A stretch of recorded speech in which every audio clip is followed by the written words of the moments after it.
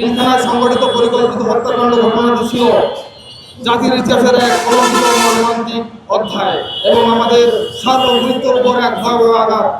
প্রকৃত অপরাধীদের আড়াল করার লক্ষ্যে একটি পূর্ব পরিকল্পিত ষড়যন্ত্রের অংশ হিসাবে সারা দেশে বিডিআর এর বিভিন্ন ইউনিটে কর্মরত অসংখ্য নিরপরাধ বিডিআর সদস্যদেরকে গণহারে গ্রেপ্তার করে চাকরিচ্যুত করা হয়। সাধারণ তদন্ত ও মিথ্যা সাক্ষীর ভিত্তিতে জেল জরিমানায় দণ্ডিত করা হয়। ইতিমধ্যে সংশ্লিষ্ট মন্ত্রণালয়ের মাননীয় মন্ত্রী মহোদয়, বিভিন্ন আসনে নির্বাচিত মাননীয় সংসদ সদস্য সহ আমাদের বাহিনীর সদর দপ্তর ও দেশের প্রতিটি জেলা পরিষদে স্মারকলিপি প্রদান করেছি। এছাড়াও বিগত অন্তর্বর্তীকালীন সরকারের সময়ে আমাদের ন্যায্য দাবির পক্ষে 3 দফা শান্তিপূর্ণ আন্দোলন কর্মসূচি পালন করেছি। এসব কর্মসূচি আইন শৃঙ্খলা রক্ষা বাহিনীর বাধার মুখে আমাদের অনেক বিডিআর সদস্য আহত ও রক্তাক্ত হয়েছে।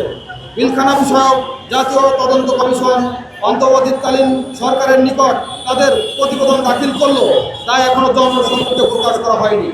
ফলে ওই প্রতিবেদনে ক্ষতিগ্রস্ত বিডিআর সদস্যদের পুনর্বাসন, চাকরিতে পুনর্বহল কিংবা অন্যান্য ন্যায্য দাবি সম্পর্কে কোনো সুপারিশ করা হয়েছে কিনা সে বিষয়ে আমরা এখনও অজ্ঞাত। সম্মানিত উপস্থিতি, গত 15 মে 2026 তারিখে শাহবাগে অনুষ্ঠিত আমাদের শান্তিপূর্ণ মানববন্ধন কর্মসূচি থেকে এই মজলুমদের পক্ষ থেকে বর্তমান সরকারকে 1 জুলাই 2026 3 তারিখ পর্যন্ত একটি আলটিমেটাম প্রদান করা হয়েছিল।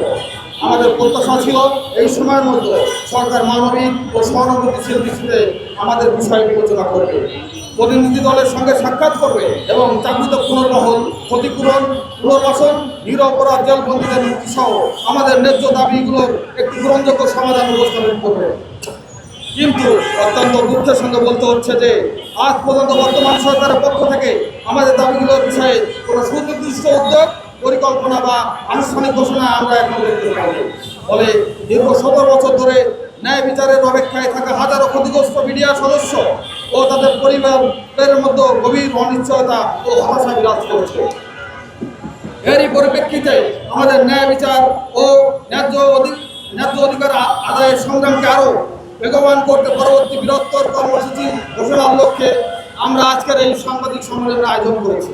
পরবর্তী কর্মসূচির ঘোষণা, আমরা 2009 সালের পিলখানা ঘটনার ষড়যন্ত্রের শিকার চাকরিচ্যুত বিডিআর সদস্যের পক্ষ থেকে আজ আনুষ্ঠানিকভাবে ঘোষণা করতেছি যে আগামী 13 জুলাই 2026 রোজ সোমবার আমরা ঢাকায় শান্তিপূর্ণভাবে একত্রিত হয়ে মাননীয় প্রধানমন্ত্রী জনাব তারেক রহমান এবং বিরোধী দলীয় নেতা মহোদয় দৃষ্টি আকর্ষণের লক্ষ্যে এক বৃহত্তর সমাবেশ কর্মসূচি পালন করবো ইনশাল্লাহ। কারণ আমরা দৃঢ়ভাবে বিশ্বাস করি পিলখানা হত্যাকাণ্ডের প্রকৃত সত্য উদ্ঘাটন এবং ষড়যন্ত্রের শিকার হাজারো বিডিআর সদস্য তাদের পরিবারের ন্যায্য অধিকার প্রতিষ্ঠায় আমাদের মাননীয় প্রধানমন্ত্রী ও সরকারের সংশ্লিষ্ট কর্তৃপক্ষ কর্তৃক কার্যকর পদক্ষেপ, সুশীল সমাজের প্রতিনিধি, ছাত্র জনতা, গণমাধ্যম কর্মী তথা দেশের সর্বস্তর জনগণের সমর্থন ও সচেতনতা অত্যন্ত গুরুত্বপূর্ণ। আমাদের দুটি মূল দাবি হচ্ছে চাকরিতে পুনর্বহল ও পূর্ণ ক্ষতিপূরণ। পিলখানা হত্যাকাণ্ড পরবর্তী বিশেষ আদালত ও সাময়িক ট্রায়ালের মাধ্যমে অন্যায়ভাবে চাকরিচ্যুত সমগ্র বাংলাদেশের বিভিন্ন ইউনিটের সকল বিডিআর সদস্য ৭৬ ব্যাচ সহ অবিলম্বে চাকরিতে পুনর্বহল করতে হবে। একই সাথে সকল বেতন ভাতা, পদোন্নতি ও রাষ্ট্রীয় সুযোগ সুবিধা সহ পূর্ণ ক্ষতিপূরণ নিশ্চিত করতে হবে। 2. নিরপরাধ বিডিআর সদস্যদের অবিলম্বে মুক্তি এবং প্রকৃত অপরাধীদের দৃষ্টান্তমূলক শাস্তি।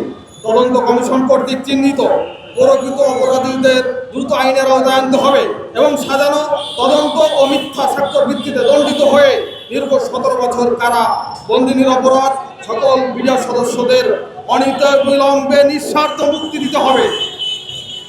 আমাদের চূড়ান্ত বার্তা, আমরা স্পষ্ট করে বলতে চাই, আমরা সাধারণ সেনা অফিসার ও 8 জন বিডিআর সহ 74 জন হত্যার বিচার চাই।